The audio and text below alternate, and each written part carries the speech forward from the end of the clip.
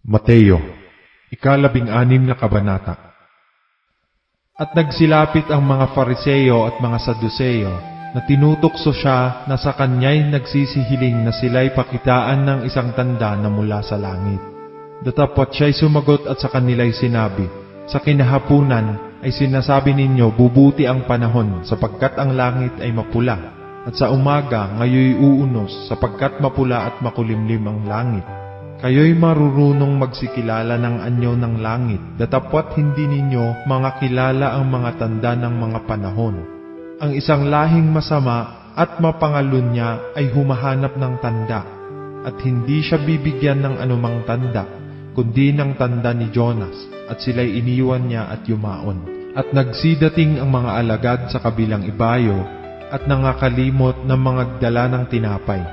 At sinabi sa kanila ni Jesus, "Kayo'y mag-ingat at magsipang ilag sa lebadura ng mga Fariseo at mga Saduceo," at sila'y nangagkatuwiranan sa kanilang sarili na nagsasabi, "Hindi tayo nangakapagbaon ng tinapay."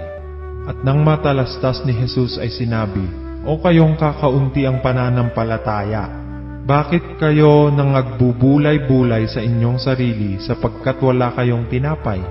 Hindi pa baga ninyo natatalastas at hindi ninyo naaalaala ang 5 tinapay sa 5,000 lalaki at kung ilang bakol ang inyong nailigpit? Ano't hindi ninyo napag-uunawa na hindi ang sinabi ko sa inyo'y tungkol sa tinapay? Datapwat kayo'y mag-ingat sa lebadura ng mga Fariseo at ng mga Saduceo." Nang magkagayoy kanilang natalastas na sa kanila'y hindi ipinag-utos na sila'y magsipag-ingat sa lebadura ng tinapay, kundi sa mga aral ng mga Fariseo at ng mga Saduceo. Nang dumating nga si Jesus sa mga sakop ng Cesarea ni Filipo, ay itinanong niya sa kanyang mga alagad na sinasabi, "Ano baga ang sabi ng mga tao kung sino ang anak ng tao?"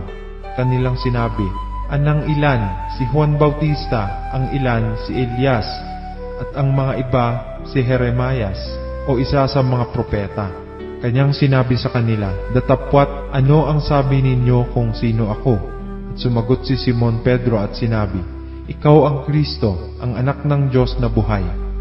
At sumagot si Jesus at sa kanya'y sinabi, "Mapalad ka, Simon Bar-Jonas, sapagkat hindi ipinahayag sa iyo ito ng laman at ng dugo, kundi ng aking Ama na nasa langit. At sinasabi ko naman sa iyo na ikaw ay Pedro, at sa ibabaw ng batong ito ay itatayo ko ang aking iglesia, at ang mga pintuan ng Hades ay hindi magsisipanaig laban sa kanya. Ibibigay ko sa iyo ang mga susi ng kaharian ng langit, at anumang iyong talian sa lupa ay tatalian sa langit, at anumang iyong kalagan sa lupa ay kakalagan sa langit." Nang magkagayoy ipinagbili niya sa mga alagad na huwag sabihin kanino man na siya ang Kristo. Mula ng panahong iyaoy nagpasimulang ipinakilala ni Jesus sa kanyang mga alagad na kinakailangang siya'y pumaroon sa Jerusalem at magbata ng maraming bagay sa matatanda at sa mga pangulong saserdote at sa mga eskriba, at siya'y patayin at muling ibangon sa 3 araw.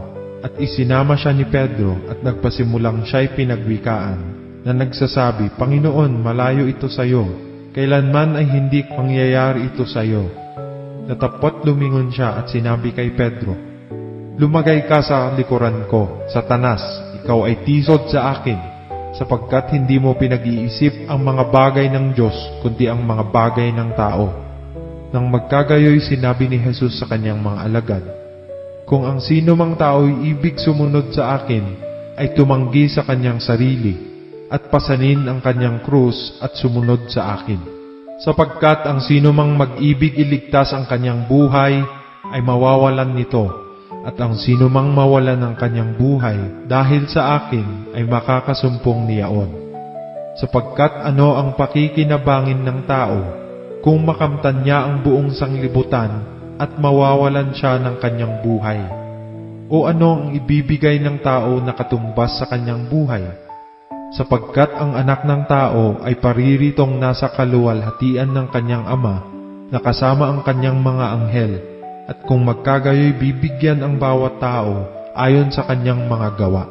Katotohanang sinasabi ko sa inyo, may ilan sa nakakatayo rito na hindi matitikman sa anumang paraan ang kamatayan, hanggang sa kanilang makita ang Anak ng Tao na pumaparito sa kanyang kaharian.